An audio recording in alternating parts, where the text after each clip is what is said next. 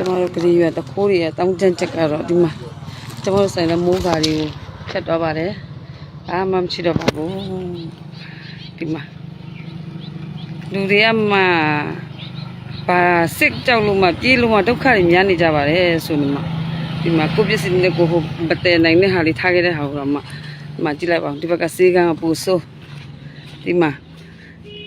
ပါစီလန်ကျဲမွေထားတယ်ဒီမှာအိတ်ခင်းကိုကဒီရဲ့ပြားတွေရောဒီမှာအခင်းတွေရောကုန်းလုံးရိုက်ဖြတ်မှယူရကြပါတယ်မီးကြိုးတွေကစဖြတ်မှယူပါဘလောက်မြန်တခိုးတွေမြန်တေတက်လဲဆိုလို့ရှင်ဒီမှာကုန်းလုံးအနောက်အိမ်နဲ့အကုန်လုံးမွေနောက်သွားပါတယ်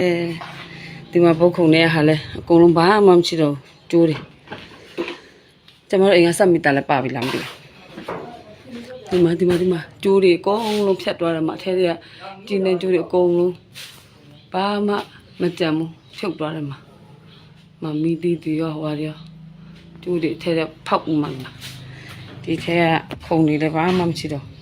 ဒီမှာကျိုးတွေဒီလက်ကြပါတခိုးတွေကလူတွေမှဒုက္ခရောက်နေကြပါတယ်ဆိုတော့တခိုးတွေတောင်းတချက်ကဘယ်လိုလောက်ကြမလဲဒါ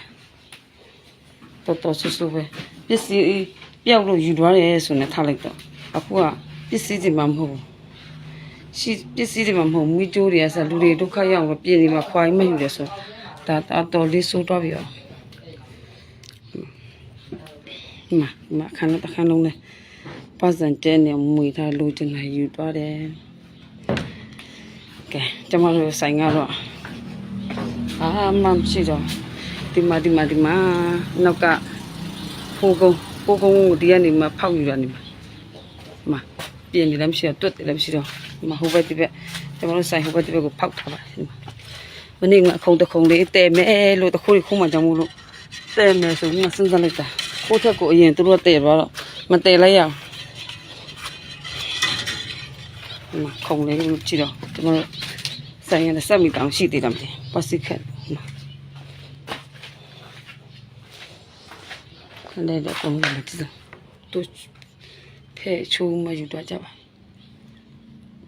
ဘာမကောင်းကျွန်တော်ရှိမီဂျိုးလေးရရှိသေးတော့မီဂျိုးလေးရရှိသေးတယ်ဒါလေးကမကိုတော့ပြန်လာဖြုတ်ရမလို့ပဲသူတို့မဖြုတ်ခင်ရတဲ့ဟာလေးဖြုတ်ရမှာတယ်